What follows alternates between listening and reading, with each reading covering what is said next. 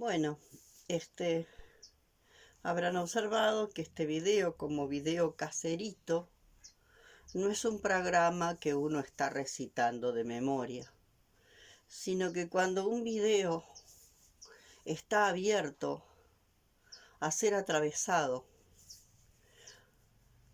por un montón de información que está en el campo, ¿no?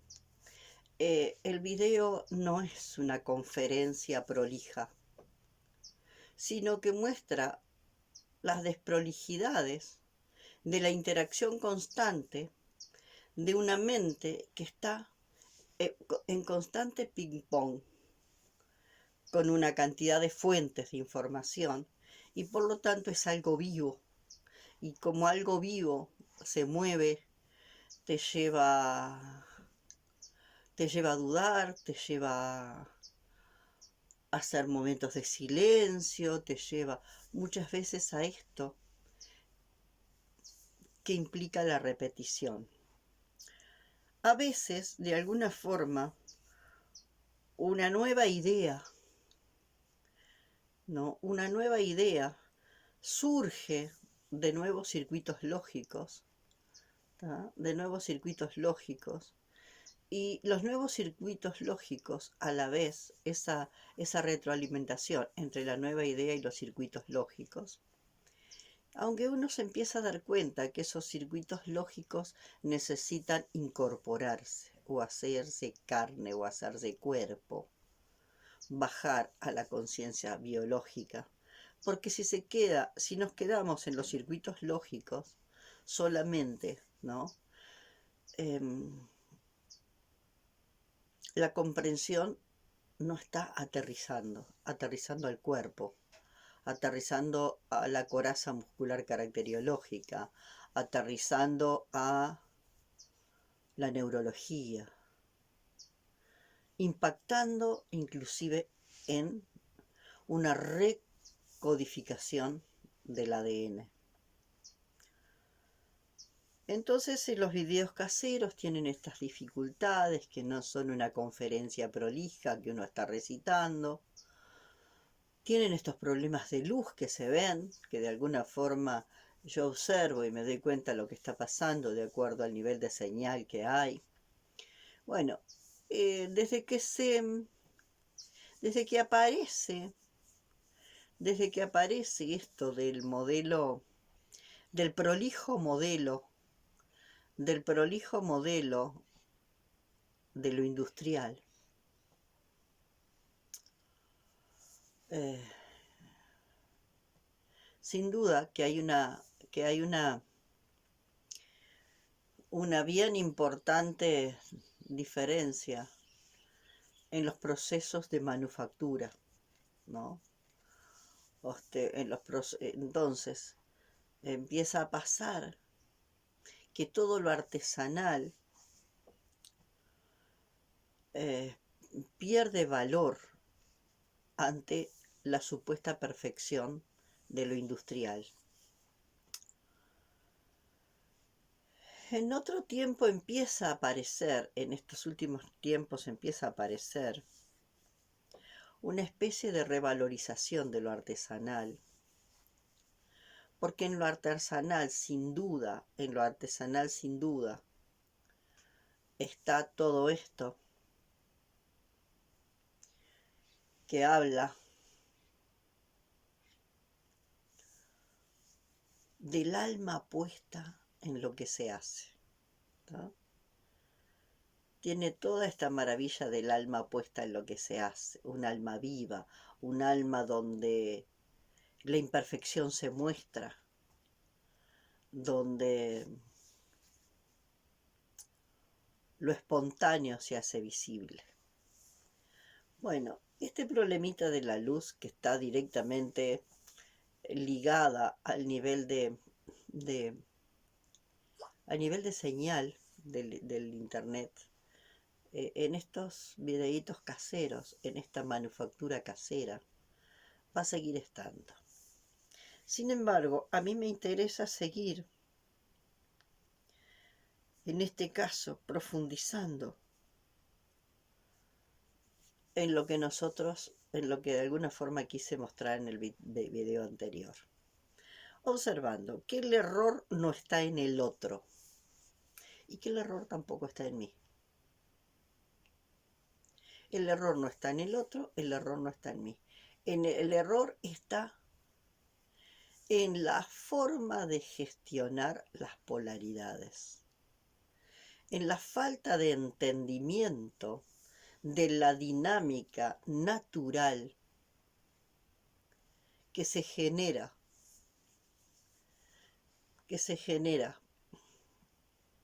entre las polaridades, ¿no? Ese movimiento que vimos, ¿no? Que en realidad tiene cuatro ritmos, ¿no? Las polaridades entran en fricción y se empiezan a alejar y alejar y alejar porque entran en fricción hasta que llegan a su máximo de tensión. Cuando las polaridades llegan a su máximo de tensión,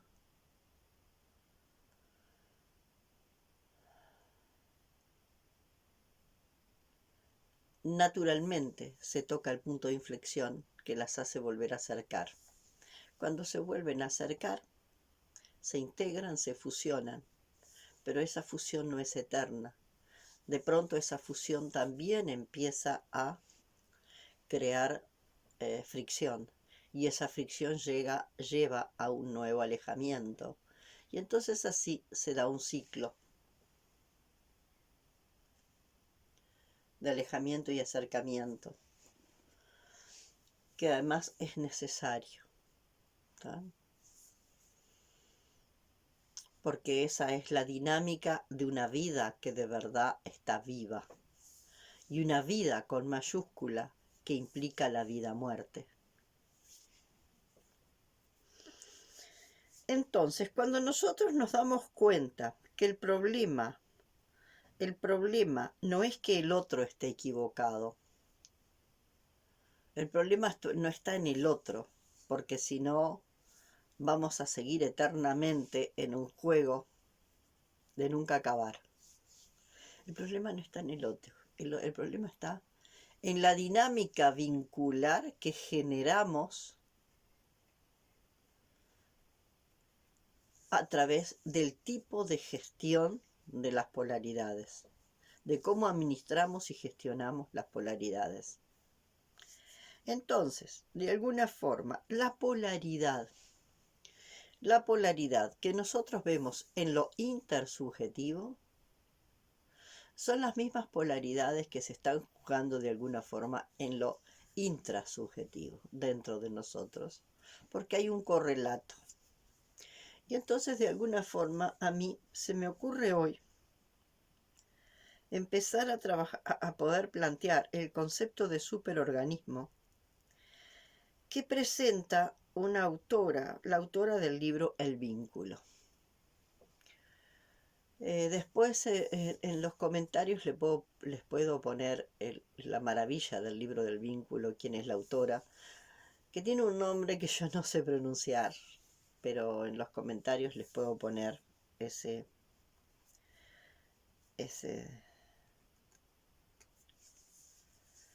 el nombre de la autora, ¿no?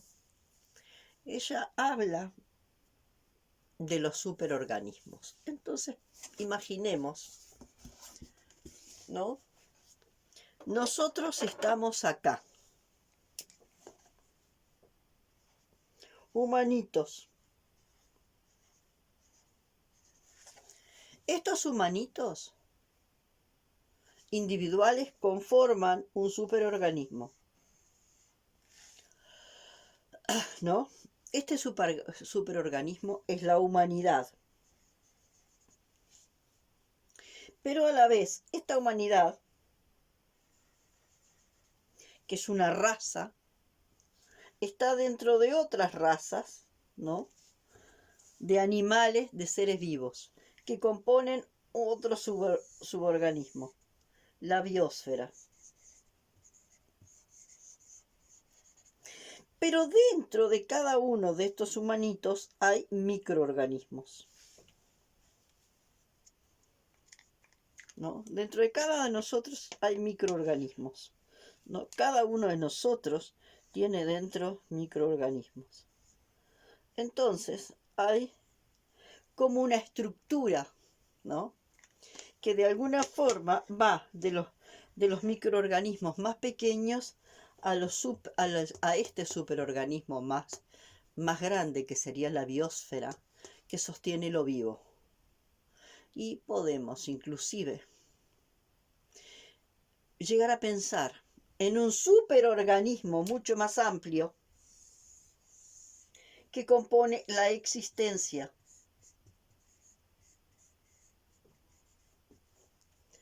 con todos los elementos que componen la existencia.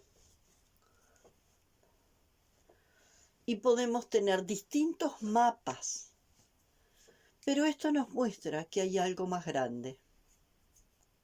Ese algo más grande, que en realidad es una sucesión de superorganismos con mayor capacidad de inclusión. Y lo importante de esto, que a mayor capacidad de inclusión, menos cantidad de elementos. Quiere decir que estos pequeños microorganismos que nos habitan a nosotros, ¿tá? Y que conviven con nosotros, con los que nosotros convivimos y tenemos un tipo de relación que también apunta a esto, ¿no? A esto que decimos, ¿no?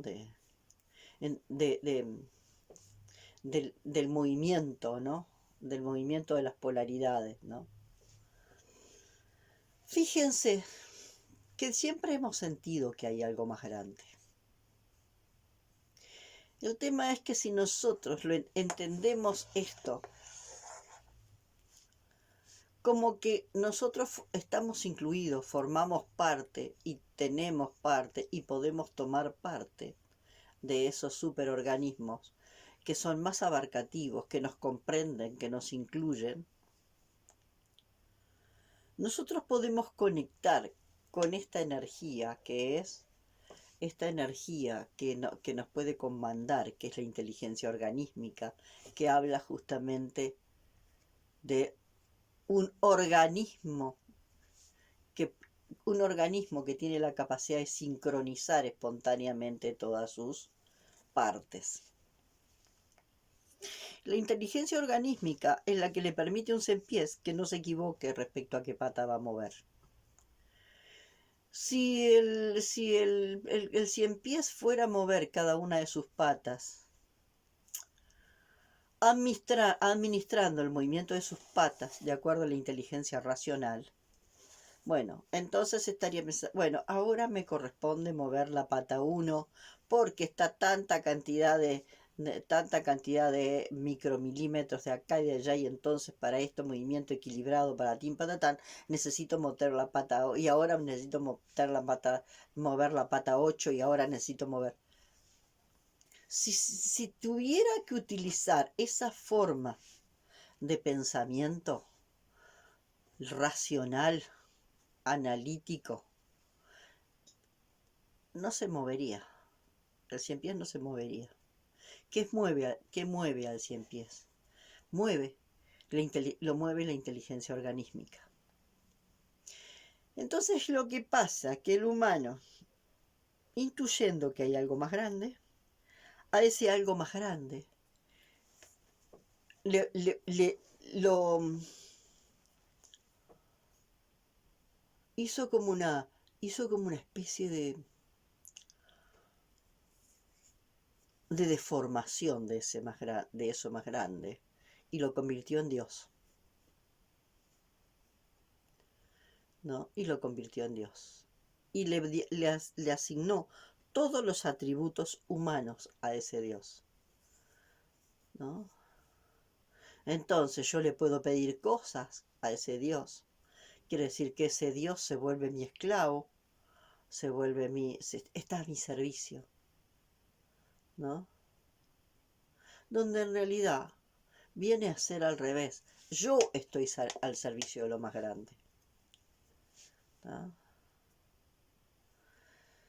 Y ahí también se invierte la relación de qué está al servicio de qué está en función de qué. Fíjense que lo que sucede en el cáncer, en la célula cancerosa se olvida de lo que para ella es su superorganismo. Para la célula cancerosa, su superorganismo es el cuerpo entero. Y la célula cancerosa se olvida de estar al servicio del sostenimiento de la vida del cuerpo entero y entra en su modo crecer, crecer. ¿Tá? Y la célula cancerosa, en su modo crecer, crecer, ¿no? La célula cancerosa, en su modo crecer, crecer, como no tiene conciencia de que compone un superorganismo, ¿no? Que comanda a todos los elementos que lo componen, esta célula cancerosa en el modo crecer, crecer, es capaz de ¿qué? De llevar a la muerte el superorganismo. De la misma forma aparentemente estamos haciendo los humanos. En el modo crecer, crecer, ¿no? Que de alguna forma estimula una sociedad individualista, ¿no? En este modo crecer, crecer de los humanos, donde tú tenés que lograr tu mejor versión y desde tu mejor versión ser mejor para los demás, estás tan mirando tu ombligo, que no te das cuenta que estás al servicio de ese superorganismo que te contiene. Y entonces ahí se crea la gran dificultad, ¿tá? Es de alguna forma el modelo más claro que utiliza una sociedad capitalista, que estimula ese individualismo desde creer que mis competencias nacen del compararme y competir y cumplen la función de compararme y competir porque de alguna forma la naturaleza funciona por una ley del más apto. Entonces, dónde y cómo se va a definir cuál es la ley del más apto, que es el que tiene que sobrevivir? En ese compararme y competir. Entonces, hoy en día hay una fuerte tendencia a que los más aptos son los que hacen más dinero. Los más aptos son los más ricos, los que hacen más dinero. Y realmente lo creen así. Creen que el éxito es hacer más dinero y utilizar ese dinero para crear más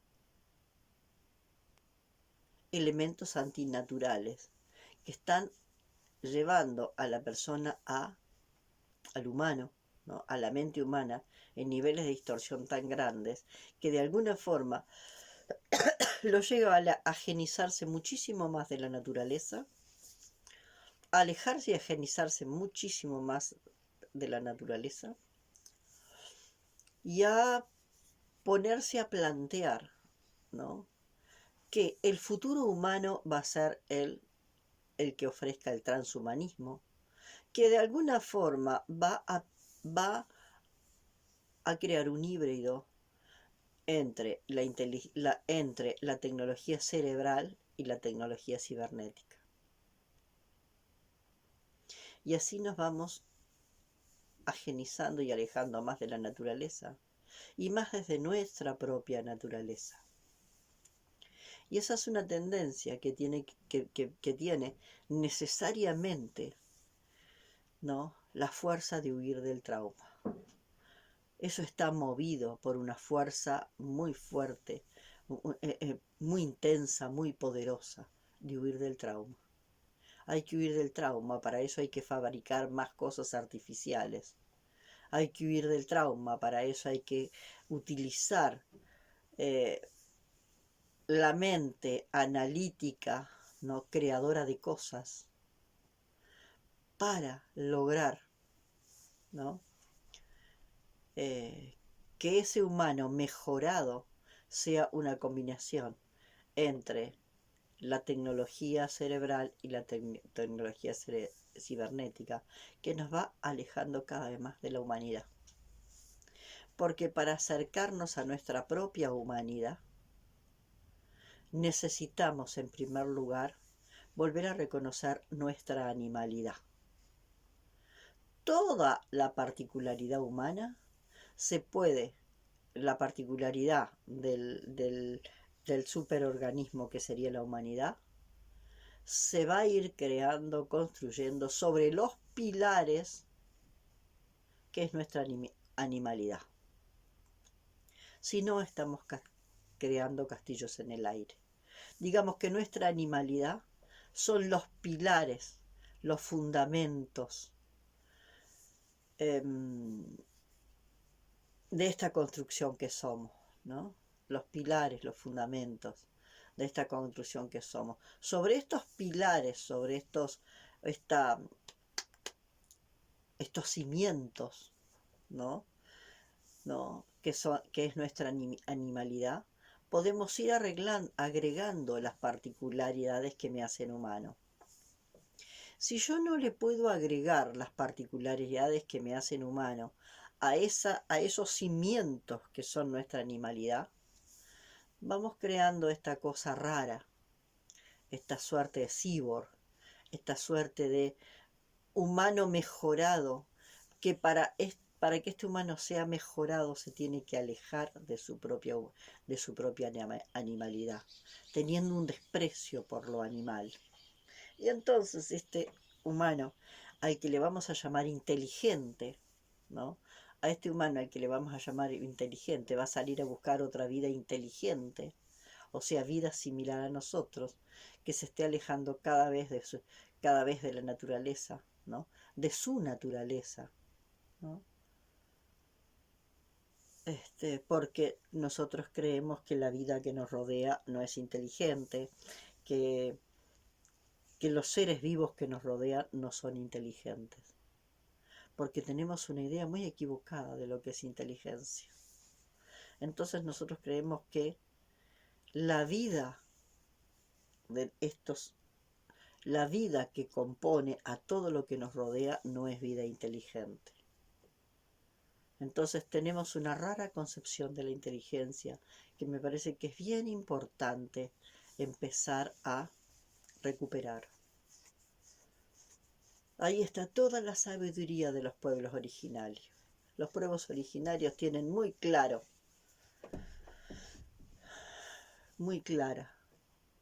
que la existencia, que la inteligencia está en todos los elementos creados, en toda la manifestación, porque todo lo que está manifestado es inteligencia manifestada, es inteligencia abstracta manifestada en lo concreto. Entonces, si todo está compuesto de inteligencia, y una inteligencia viva y activa y en constante actualización, no podemos decir seres no inteligentes y seres inteligentes, porque ahí volvemos a la dualidad. Seres inteligentes, seres no inteligentes. ¿Y cuáles van a ser los seres inteligentes? Nosotros. Por lo tanto, todo el resto de los seres vivos son seres no inteligentes. Y si son seres no inteligentes, son seres que puede utilizar como recurso.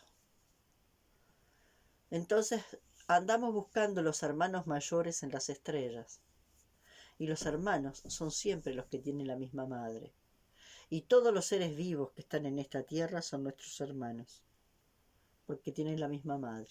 Y hay hermanos mayores que son los que nacieron antes, los que la tierra parió primero. Pero nosotros creemos que los seres inteligentes están en otras galaxias y que son nuestros hermanos mayores. Entonces de vuelta pasamos a lo mismo.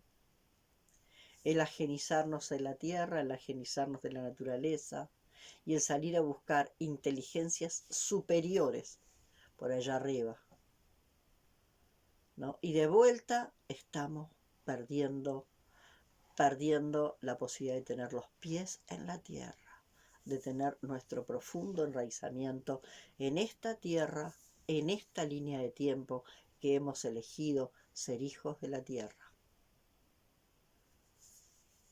Bueno, por acá lo dejo hoy.